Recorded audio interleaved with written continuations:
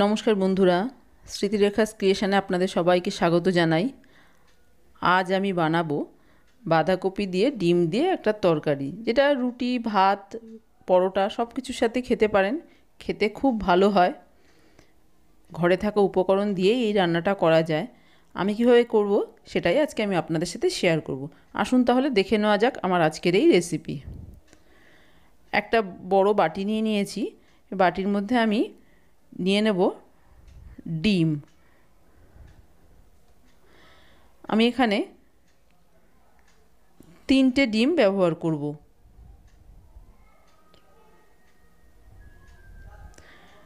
দিয়ে দিচ্ছি স্বাদ অনুযায়ী লবণ। এবার ডিমটা একটু ভালো করে ফেটিয়ে নেব। ডিমটা খুব ভালো করে ফেটিয়ে নিয়েছি। এবার আমি এর মধ্যে দিয়ে দেব বাঁধাকপি। বাঁধাকপিটা যতটা সম্ভব মিহি করে কুচিয়ে নিয়েছি, তারপরে এটা একটু লবণ দিয়ে ভাপিয়ে নিয়েছি। সিদ্ধ করিনি, কিন্তু একটু ভাপিয়ে নিয়েছি। এতে গ্যাস বা অন্য কোনো সমস্যা হওয়ার সম্ভাবনা থাকবে না। এবার এই কপিটা দিয়ে দিচ্ছি আমি ডিমের মধ্যে। সম্পূর্ণ কপিটাই দিয়ে দিলাম। এবার কপিটা দিয়ে ডিমের সাথে ভালো করে মিশিয়ে দেব। এখানে আপনারা চাইলে ডিমের পরিমাণ আরও বাড়িয়ে দিতে পারেন। এটা মাখতে মাখতেই বুঝতে পারবেন ডিম লাগবে কি না। মাখাটা দেখুন আমার হয়ে গেছে, আমার আর ডিমের প্রয়োজন নেই। এবার এটাকে সরিয়ে রাখবো। একটা বড় বাটি নিয়ে নিয়েছি, স্টিলের একটা বাটি নিয়েছি। বাটিটা তেল ভালো করে মাখিয়ে নিয়েছি। এবার তেল মাখানো বাটিটার মধ্যেই ডিম আর বাঁধাকপিটা দিয়ে দিচ্ছি। দিয়ে খুব ভালো করে একটু ছড়িয়ে দেব। সব দিকটা সমান করে দিচ্ছি। এদিকে কড়াইয়ের মধ্যে আমি বেশ কিছুটা জল গরম করতে বসিয়ে দিয়েছি। জলটা দেখুন ফুটে গেছে।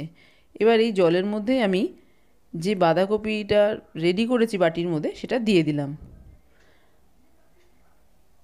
এবার গ্যাসটা মিডিয়ামে করে ঢাকা দিয়ে এটা 10 মিনিট হতে দেব। 10 মিনিট পর আমি খুলে দেখব। 10 মিনিট হয়ে গেছে। এবার ঢাকনাটা খুলে একটু দেখে নিচ্ছি। ওপর থেকে তো দেখে মনে হচ্ছে হয়ে গেছে। একটা ছুরি ঢুকিয়ে দেখলাম, দেখুন ছুরিটা পুরো পরিষ্কারই এসছে। তার মানে এটা রেডি হয়ে গেছে। এটা ঠান্ডা হয়ে গেছে। এবার বার করে নিয়ে এসেছি কড়াইয়ের থেকে। এবার এটা এই বাটি থেকে বার করব। সাইডটা একটু ছুরি দিয়ে ছাড়িয়ে নেব। বাটিটায় যেহেতু তেল মাখানো আছে, খুব সহজেই কিন্তু এটা বেরিয়ে আসবে।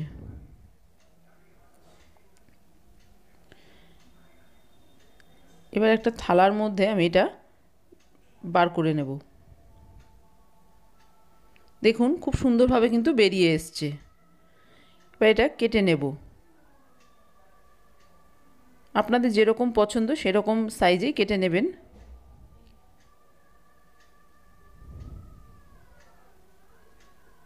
দেখুন আমি চৌকো শেপে কেটে নিয়েছি। একটা আপনাদের দেখিয়ে দিচ্ছি, দেখুন এভাবে সব কটাই কেটে নিয়েছি। এবার আমি এগুলো ভেজে নেব। তার জন্য গ্যাসে একটা প্যান বসিয়ে দিয়েছি। প্যানের মধ্যে দিয়ে দিচ্ছি রিফাইন্ড তেল।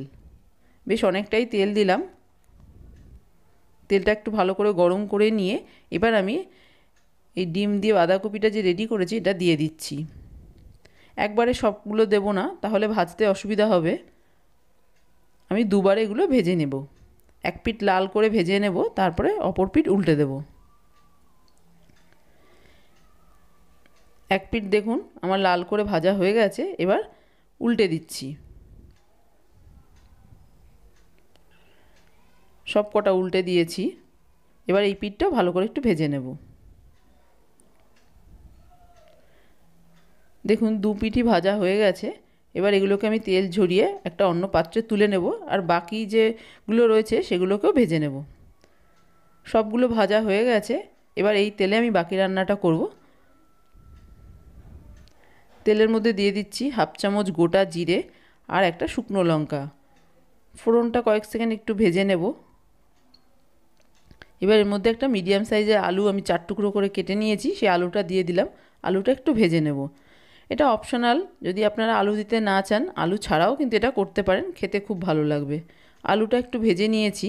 এবার এর মধ্যে দিয়ে দিচ্ছি একটা মিডিয়াম সাইজের পেঁয়াজ আমি চপারে কুচিয়ে নিয়েছি, সেই পেঁয়াজ কুচিটা। পেঁয়াজটা দিয়েও একটু নেড়েচেড়ে ভেজে নিচ্ছি। পেঁয়াজটা আপনারা চাইলে হাতেও কেটে নিতে পারেন।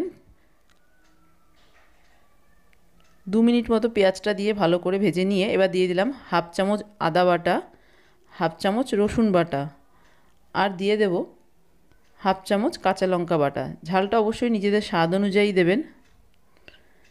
আবারও একটু নেড়ে চেড়ে নিচ্ছি, আদা আর রসুনের কাঁচা গন্ধ চলে যাওয়া পর্যন্ত নেড়ে চেড়ে নেব। এবার এর মধ্যে দিয়ে দেব গুঁড়ো মশলা। জিরে গুঁড়ো দিলাম 1 চামচ, ধনে গুঁড়ো দিলাম 1 চামচ, লঙ্কা গুঁড়ো দিলাম হাফ চামচ। আবারও বলছি, ঝালটা নিজেদের স্বাদ অনুযায়ী দেবেন। কাশ্মীরি লাল লঙ্কার গুঁড়ো দিলাম 1 চামচ, এটা রঙের জন্য দিলাম, এতে ঝাল হবে না। হলুদ দিয়ে দিলাম পরিমাণ মতো, আর স্বাদ অনুযায়ী লবণ দিয়েছি। আর একটা মিডিয়াম সাইজের টমেটো আমি চপারে একটু চপ করে নিয়েছি, সেটা দিয়ে দিলাম। এবার এই সব কিছু দিয়ে ভালো করে একটু মশলাটা কষিয়ে নেব। এবার দিয়ে দিচ্ছি একটু জল, এতে মশলাটা কষাতে খুব সুবিধা হবে, পুড়ে যাবে না। আর গ্যাসটা মিডিয়াম ফ্লেমে রেখে আমি মশলাটা খুব ভালো করে কষিয়ে নেব।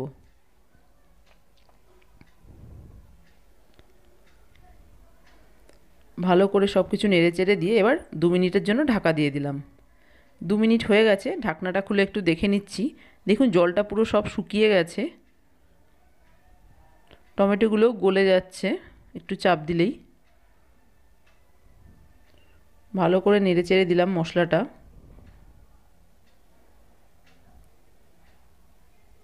এবার এর মধ্যে পরিমাণ মতো গরম জল দিচ্ছি। যতটা ঝোল প্রয়োজন সেই অনুযায়ী জল দেব। জলটা দিয়েও আবার ভালো করে নেড়ে চেড়ে দিলাম।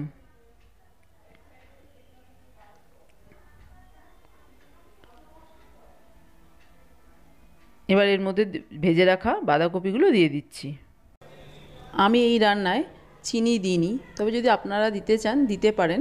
আমি এখানে পেঁয়াজ দিয়েছি বলে আর চিনিটা দিলাম না। পেঁয়াজটা এমনি একটু মিষ্টি হয় খেতে। ঢাকা দিয়ে দেবো 2 মিনিট থেকে 3 মিনিটের জন্য। আমি ঢাকা দিয়ে 3 মিনিট রান্না করে নিয়েছি। ঢাকনাটা খুলে দেখুন ঝোল অনেকটাই শুকিয়ে গেছে। এবার দিয়ে দিচ্ছি গরম মশলা গুঁড়ো।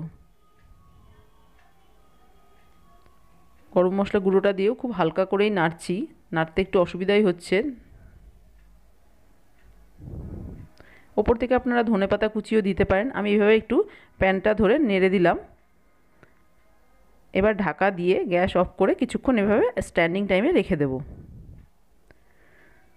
হয়ে গেছে আমার আজকের রেসিপি বাঁধাকপি ডিম দিয়ে তরকারি। খেতে কিন্তু দারুণ লাগে।